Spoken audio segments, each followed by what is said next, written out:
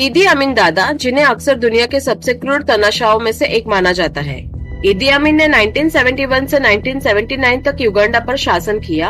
अपने शासन के दौरान उन्होंने कई अत्याचार किए, जिससे उन्हें युगांडा की कसाई की कुख्यात उपाधि मिली। उत्तर पश्चिमी युगांडा में सूडान और कांगो की सीमा पर अपने जन्म स्थान से शुरू होकर अमीन की सत्ता तक की यात्रा हिंसा और क्रूरता से चिहित थी। 6 फीट 4 इंच लंबे अमीन, जो उनकी डराने वाली उपस्थिति को बढ़ाता था, अपने संघर्षों के बावजूद एक चैंपियन मुक्केबाज, रग्बी खिलाड़ी और तैराक थे। उसके आतंकी शासन ने युगांडा के इतिहास पर एक काला दाग छोड़ दिया, क्योंकि उसने अपने स्वार्थ के लिए अनगिनत व्यक्तियों के जीवन को बेरहमी से नष्ट कर दिया था। उस दौरान युगांडा ब्रिटिश शासन के अधीन था। अमीन 1946 में सेना में शामिल हुए और उन्होंने सेना के प्रति ऐसा समर्पण प्रदर्शित किया कि वह लगातार रैंकों में आगे बढ़ते गए। अंततः 1962 तक अफ्रीकी लोगों के लिए संभव सर्वोच्च सैन्य रैंक प्राप्त कर ली। 1962 में देश को स्वतंत्रता मिली और अमीन ने प्रधानमंत्री मिल्टन ओबोटे के साथ घनिष्ठ संबंध विकसित किया। अमीन की सहायता से ओबोटे ने सत्ता पर कब्जा कर लिया और अमीन को सेना का प्रमुख नियुक्त किया। हालांकि अमीन बेवफा साबित हुआ। सत्ता के लिए उनकी भूख इतनी अधिक थी कि 25 जनवरी 1971 को उन्होंने तख्ता पलट कर दिया और ओबोटे को हिरासत में लिया।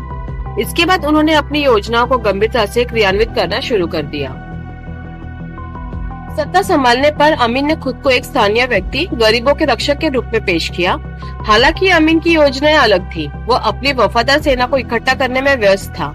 उसने सेना से लगभग 5 से 6 हजार सैनिकों को निकाल दिया, जो ओबोटे के समर्थक थे, और उन्हें मौत की सजा सुनाई। इसके अतिरिक्त उन्होंने देश में राजनीतिक हत्या की, जिनमें से कई बदला लेने की इच्छा से प्रेरित थी। कई लोगों का मानना है कि उसने लगभग 3 लाख लोगों की जान ले ली। हालांकि कुछ का दावा है कि यह संख्या 5 लाख तक हो सकती है। निजी जिंदगी की बात करें तो अमीन ने युगांडा के विभिन्न समुदाय की महिलाओं से शादियां की थी। उनकी 6 पत्नियां थी, लेकिन देश भर में उनकी 30 से अधिक प्रेमिकाएं थीं। अफवाह फैली कि वह अपने रेफ्रिजरेटर में इंसानों के सिर रखते थे। कई लोग दावा करते हैं कि उसने 4000 अपाहिज लोगों को नील नदी में मगरमच्छों का चारा बनने के लिए फेंक दिया था। 1976 में उन्होंने स्वयं मानव मांस के स्वाद का आनंद देने का दावा किया, जो उन्हें तेंदुए से भी अधिक नमकीन लगा। उनकी दोस्ती लीबिया के तनाशाह मुअम्मर अल गद्दाफी से हो गई थी। जब उन्होंने तंजानिया के खिलाफ लड़ने के लिए इजराइल से सहायता मांगी तो उन्होंने इनकार कर दिया। इसलिए अमीन ने मदद के लिए लिबियाना का रुख किया। इससे इजराइल और यूरोपीय देशों के प्रति उनकी शत्रुता बढ़ गई।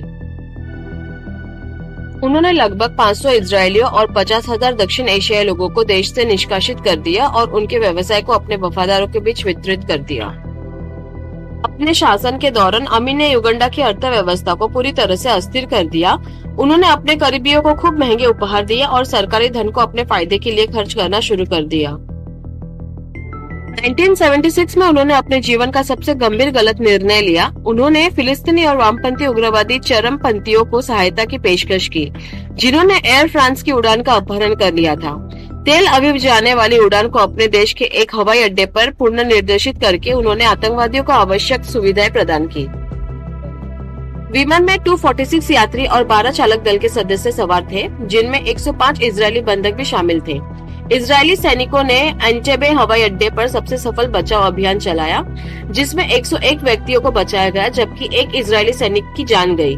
हालांकि ऑपरेशन में 7 हाईजैकर्स और 12 युगांडा के सैनिक मारे गए। जैसे जैसे देश बर्बादी की ओर बढ़ रहा था और मुद्रास्फीति बढ़ रही थी, युगांडा के सबसे बड़े खरीदार अमेरिका ने भी सभी संबंध तोड़ दिए। अमीन ने व्यापारियों को भारी नुकसान पहुंचाया। उनके विरुद्ध आंतरिक कलह और असंतोष तीव्र हो गया। इन चुनौतियों का सामना करते हुए उन्होंने सत्ता पर बने रहने के लिए अपना अंतिम कार्ड खेला और अक्टूबर 1978 में उन्होंने तंजानिया पर हमला किया। तंजानिया ने जवाबी कार्रवाई की और युगांडा की सेना को हरा दिया। फिर 11 अप्रैल 1979 को तंजानिया की सेनाओं ने युगांडा के सैनिकों के साथ मिलकर युगांडा की राजधानी कंपाला पर कब्जा कर लिया। इस प्रकार अमीन का शासन समाप्त हो गया।